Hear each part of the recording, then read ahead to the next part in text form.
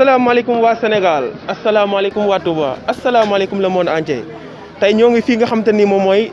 gaaraasu Daara Jolof te buñ na gaaraas xel yëpp dem ci chauffeur te buñ ne chauffeur xel yëpp dem ci oto te buñ ne oto xel yëpp dem ci client tey nag gaaraas bi doy waar lool ñu dugg fi gisuñ fi picc gisuñ fi nit mën naa ne jafe-jafe coronavirus bi ñëw na ba si gaaraas bi donc tey ñoo ngi fii nag nga xamante ni moom mooy gaaraas Daara Jolof tey ñu fas yéene leen wanal maanaam colère maire yi nga xamante ni moom la gars yi am ci biir gaaraas yi tey nag danañ dem seet chef de garage bi seet ay membre am ñu wax ñi jafe-jafe yi ñuy dundee ci wàllu transport pour l'instant ci coronavirus bi bu ko defee da ngeen may topp mu wan leen affaire waaw ñoo ngi fii nga xamante ni moom mooy bureau bi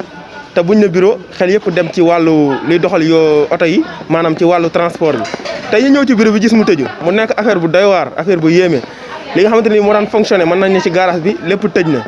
donc mu bokk ci mën naa ne handicap yi yoo xamante ni garage bi mi ngi koy dund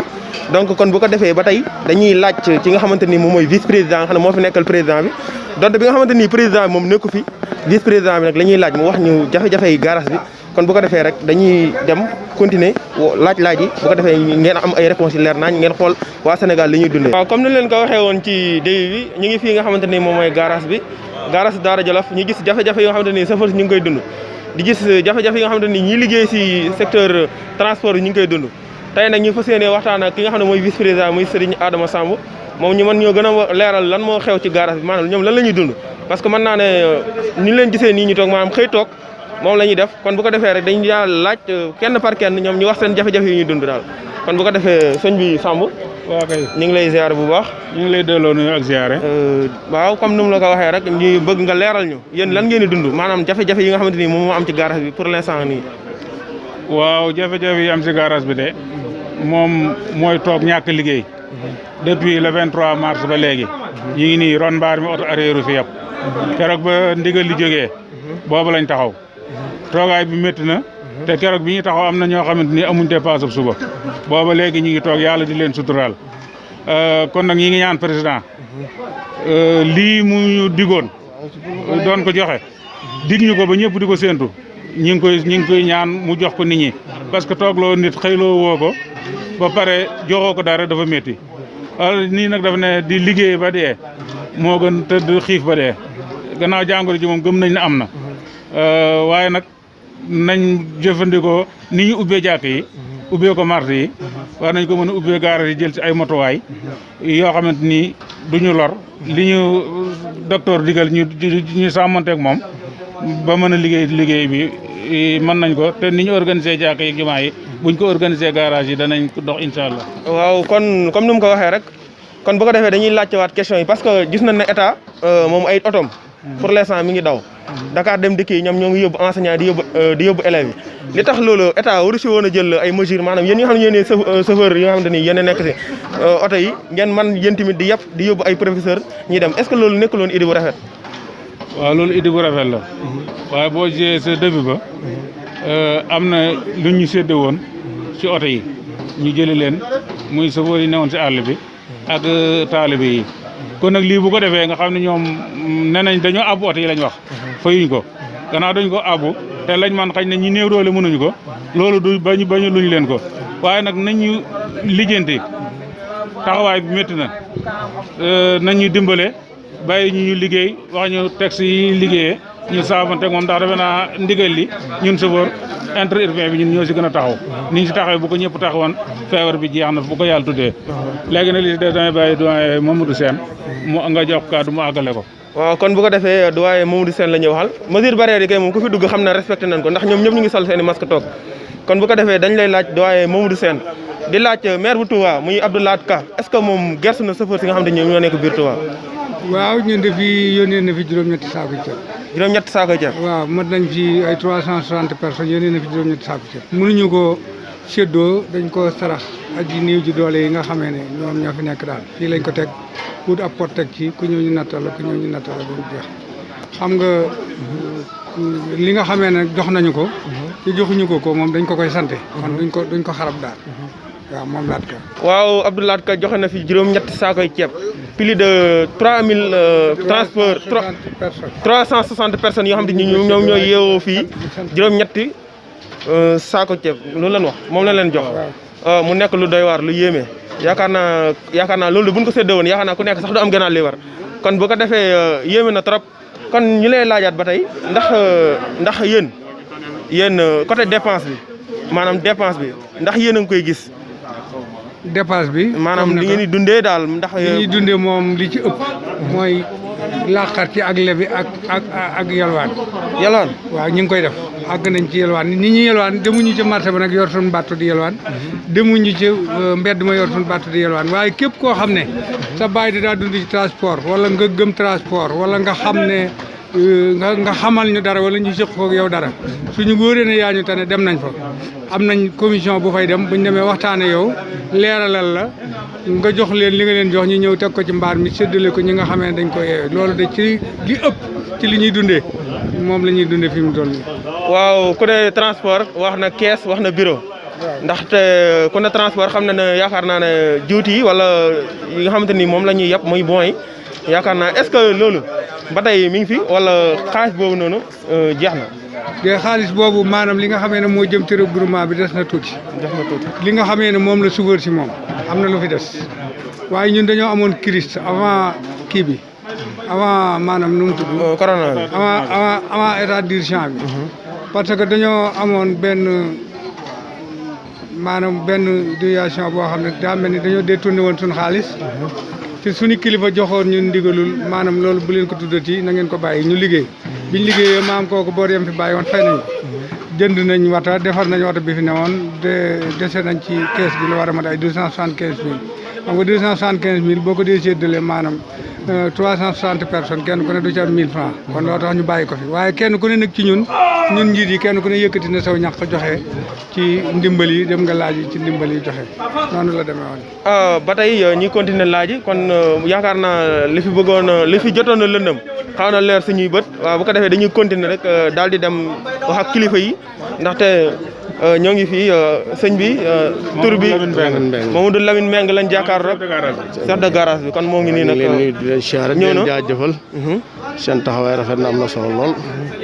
comme ni ko ñëpp waxee rek jooytu rek ñaan état moom mi mën ta ëpp ñu doole nañu dimbale ñu liggéey lu dul liggéey moom liggéey moo ñu ko gënal taxawaay bi yàgg na métti na te et puis loolu mu ñu digoon nañu dimbale yokkuñu ko te gaawal ko sonn nan bu ñu joxoon lu ko jar sax mën nañoo tëdd waaye joxuñu lenn luñ mën a jàpp nañu bàyyi ñu liggéey loolu ci mooy sama yoon jërëjëf. waaw kon bu ko defee dañuy continuer ba tey ak kon jëwriñ Moustapha Diop moom tamit bokk si membre garage bi donc comme ni ko sa doyen yi waxee maanaam jafe-jafe bi nga xam ne yéen a ngi koy dund yéen chauffeur bi maanaam yëgatu leen seen bopp kon tey jii nii boo doon wax yow maire bi nga xamante ni moom moo fi nekk muy Abdou Lahad Ka lan nga koy wax lan nga koy lancé pour mu mën leen koo defal. waaw asalaamaaleykum wa rahmatullahi taala wa barakatu ñoo ngi leen di saare di ñaan yàlla sa borom balaa bi yàlla sa borom mi ko fi indi mu jële ko fi te bañ ko yóbbu dem ba déggatuñ ko fenn waaw ñun waaw mbir mi moom bu fekkoon ne li ñu ndigal li ñëw na li chauffeur def bu fekkoon ne ñëpp def nañ ko si kuuma ne moom loolu ñuy wax jàngoro moom dootu fi am ndax ñoom bañ leen taxaw loolu lañ taxaw ba ndëgg ni garage bi nag dañ ñun yoruñu garage daara lañ yor daara ji it li ñuy jëfe mooy ndigal rek ñun daal li ñuy ñaan Abdou Lahad Ka liñ koy njëkk a lancé moom mooy suñ garage bi mu dimbali ci defaral ñu ko lii mu ñu jox nag xeebuñu ko ñoo ngi ko ci sant ñoo ngi ko ciy gërëm ndax président ki nga xam ne mooy président Macky Sall nga xam ne fu dara dem moo ko faroon def juróom-ñetti saako yi ñu Abdou Lahad Ka jox li mu ko joxe dañ garage yëpp dañ koo séddoo kenn ko ne bañ ko séddoo liñ ci war a am liñ ko calculé juróom-ñetti saako la ci waa garage bi waram ñu jox leen ko kon nag suñ demee ba nga xam ne nii Macky Sall daf région yëpp jox na leen ba mu des Touba wenn fépp ceeb bu mu fi diggaguñ wala ñu ne état bee ko fi indi ba léegi wax dëgg yàlla dégguñ ko na gestu waa Touba ndax waa gestu Touba kat gestu Touba moom moo gestu sa bopp rek ñoo ngi leen di jaar di leen gërëm asalaamaaleykum wa rahmatullah. waaw kon bu ko defee ginnaaw ba adjoint vice président secrétaire kon bu ko defee dañuy continuer ci waxtaan wi sëñ bi ñu ngi lay nuyu tur bi ak. maa ngi leen di fay. man la Serigne Ndiaga Diagne Touba Gare Daara Jolof sëñ Ndiaga Diagne. sëñ Ndiaga Diagne lañ taxawal mu bokk si moom tamit membre bureau bi donc ñu gis jafe-jafe yi comme ni ñu koy waxee rek yéen nga xam ne yéen a ngi koy dund maanaam tey fii boo xoolee lépp taxaw maanaam oto bu demul moom yaakaar naa jaaykat du mën a doxle donc ñu gis yéen tamit seen liggéey maanaam demeetul noonu ci wàllu dépense mën naa ne métti na trop métti na trop kon tey jii nii bu ñu gisee oto yëpp taxaw est-ce que tey état warul woon a changer système maanaam xool yéen ban condition ngeen di mën a demee maanaam au moins voyage longue distance yi nga xam ne aaye na leen mais pourquoi pas raison yi nga xam ne jege na leen comme tey jii nii région de Louga muy comme ay daara ñu may leen ko yéen ngeen koy daw su dee mën na nekk yow lan nga si doon xalaat yow. waaw noo ngi lay ziar bu baax di leen ñaanal jàmm du ko sàkku ci yéen di ñaanal Cheikh Mountakha Bassirou mu yàgg fi lool te ànd ak góor ak Cheikh Jumbi Fall ak ummi islami bi yëpp di la wax ne daal maanaam mbir mi fekk takk rek métti na métti rek la def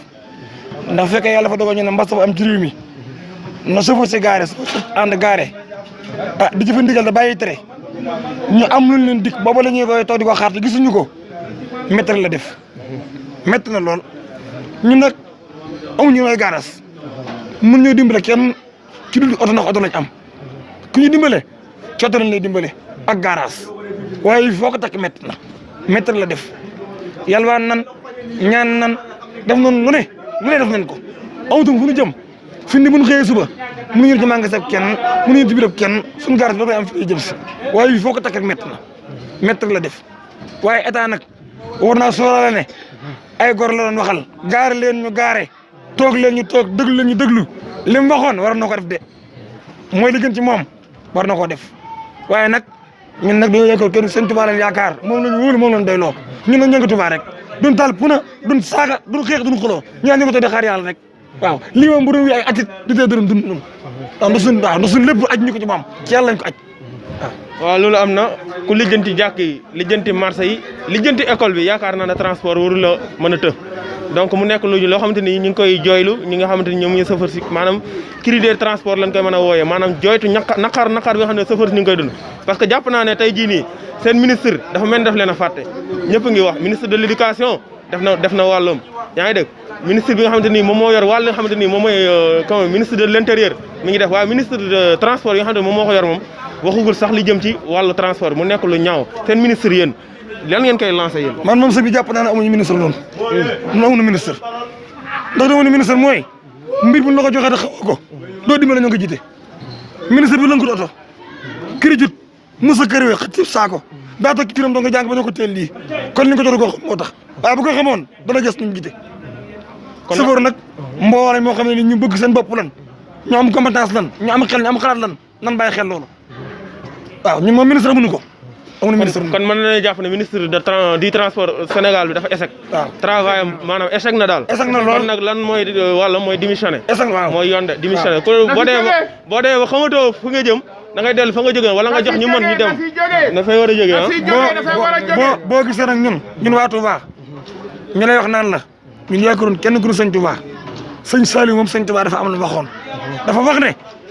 seen biir bopp yii nee ko bàyyi yàlla seen biir bàmmeel nañu ko jagal lu fa waa def doo ko fekk ndax kontaane la man mii ma daan joxe dépasse awatu te maa ngi lekk maa ngi naan kenn noonu ko yaakaar yaa yor nax nga sa bopp état no xalaat boppam te li mu wax nit ñi na ko def ñun nag amuñu ministre dama wax amuñu ministre ndax ministre boo xam ne la nga oto kiri jo xëccam saako enquête soo paas bu daani sa biir di jàng rek ba la kaa jëli toog ci kon yaakaar naa ne yow moom leen jox yooyu ko na démissionné ba waaw kon Touba wax ay mouvement yi nga xamante ni am nañ fi doole trop muy association yoo xamante ni ñooy doxal waa Touba comme Touba ca kanam ñëpp xam nañ seen liggéey maanaam Touba murit bu nekk boo weer dee da ngay joxe 1000 francs kon gis nañ li ñu fiy def ci wàllu maanaam comment dire assainissement wàllu yëpp ñu ngi koy def kon wàllu transport tamit ñoom ñu ngi leen ciy woo muy waa Touba ca kanam pour mënee jàppale chauffeurs yi nga xamante ni ñoom maanaam li ñuy joxe ci xaalis li ñuy joxe ci lépp chauffeurs si tamit soxla na ko donc kon tamit boo doon laaj ci wàllu Touba ca kanam yow lan nga leen di lancer. Touba ca kanam ay jàmbaar lan Touba ca kanam moom ay jàmbaar lan lu ci waaye joxe yàqoo ko ndax liñ leen jox fi ñu koy def ni ñu koy gis ñu ngi leeral dëkk bi ñu ngi defar revenu yi ñu ngi dinañ jox ñuy ceeb ak suukar ak diw di leen dimbale barke dem naa ci biir am na ko dafa ordonnance fanweeri junni juróom benn ba nga ko joxee danoo ànd ak koo xëy ak ñu ko feel man maa toog maa fekke ànd ak ay nit mu ñu ne sëñ bi sama doom daal entre hôpital jant ma wax ñu ma lay fanweeri junni ak juróom benn moo tax ma doon dëkk fii ci yéen mu ne ko lan koy fay na ko toogal tuuti na tuut lan taal 4 bu kilomètre boole ko nit maa ko fay ko ordonnance doom génn kon kooku ku daal dimbali dinañ ko gëm ku la dig nag ab añ ba la joxe reer ku la dig reer ba la joxe añ da nga reer ñoom moom alhamdulilah rabbil alamin yàlla bu leen tëb jiitu ay jàmbar dëgg la ñu ngi liggéeyal yàlla ñu ngi liggéeyal sëñ Tuubaa ñu ngi liggéey taalibe yi ñun nag dañ leen jàppal luñ ci mën dañ ko ci def ci Touba ci kanam waaw kon mën nañ ne Touba am na gouvernement léegi muy Touba ca kanam kon nag rôle bi nga war a jouer muy Touba ca kanam mooy chauffeur simit ñu ngi lay woo di la tàllal parce que li ngay def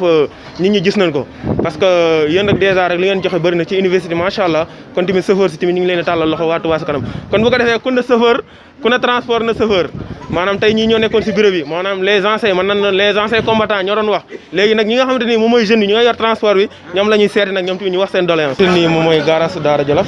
tey ñu jàkkaarloog chauffeur si nag la ñuy waxtaan ak pour l'instant nag waaw jëwri ñu ngi lay ziar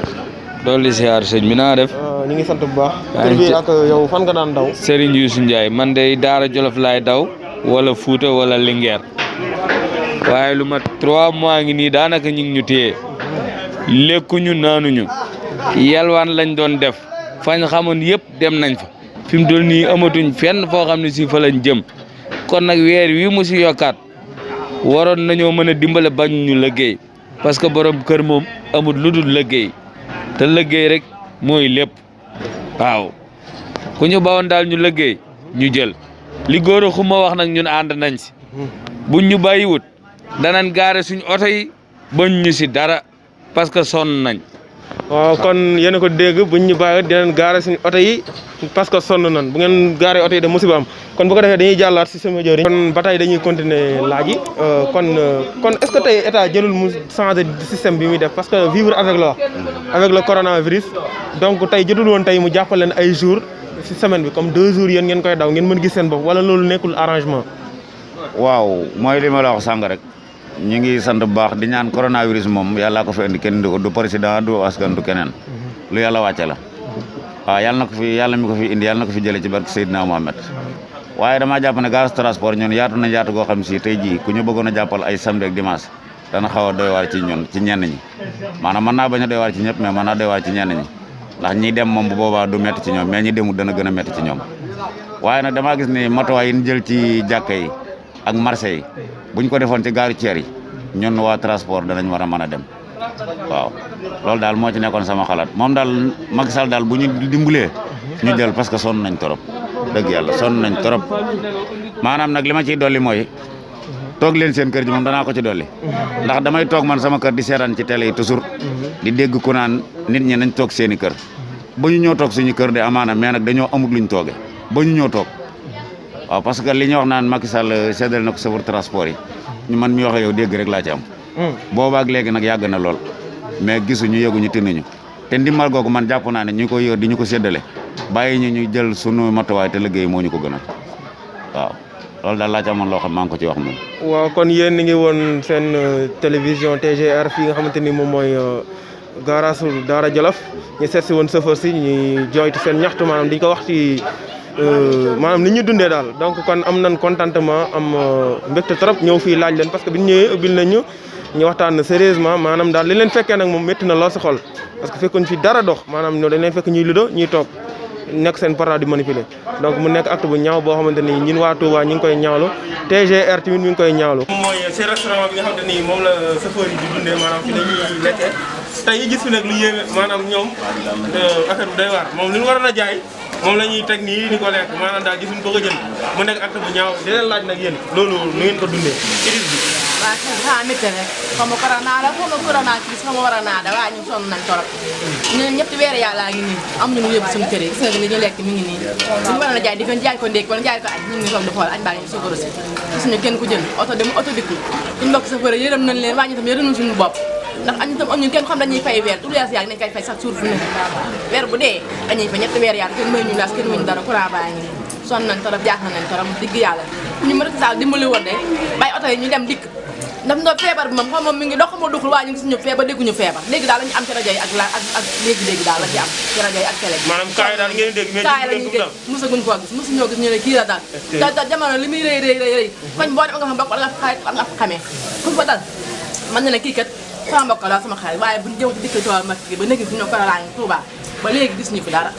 digg yàlla moom métti nañu torop moom mu nekk ay jigéen yoo xam ne dañuy daan seen doole te ku ne jigéen ne ministre de la femme te ku ne Ndiaye ne ministre du commerce donc yéen nan ngeen di wax seen ministre de la femme yéen lan ngeen koy wax daal lan ngeen koy lancé pour mu dimbali leen. xanaa suñu ministre mu jàppale ñu rek mu wax ak suñu président ñu mën ñoo bàyyi oto yi ñu mën a dem mën a liggéey ndax ñaanuñu kenn delwaanuñu kenn dañoo bëgg daal suñu doole mën na liggéey rek loolu lañ bëgg bu ñu bàyyi oto yi daal ñu mën a dem oto yi dikk client yi ñëw ñu mën a jaay jar jox suñu njaboot ndax xam nga sa njaboot yor ba ak ñeent doom wala juróomi doom nga toog war leen dundal amoo leen de xam nga li métti nga xam njaboot gaa ngi ko lekk li ñu jaay fi ñu toll nii bu ñu ko lekk la ñuy jëlewaat bénéfice lii de ma fi nekk loolu daal lañ ñaan kon bëgg daal ñu dimbali ñu bàyyi ñi lay def kon ñu ngi woon fii nga xamante ni moom mooy ci restaurant bi restaurant Mati Diaw nga xamante ni moom mi doon jooytu naxarlu maanaam li nga xamante ni moom lay dundee maanaam gisu ci si boppam kon donc am na lu ko métti lool kon bu ko defee rek dañuy jàllaat ci yeneen bi waaw kii coronavirus ko dal li nu daal ko dal xiif ko dal moo ko dal ñun ñëpp a xiif suufar ñëpp a xiif ku dund gaz da ngaa xiif moo kii yeyam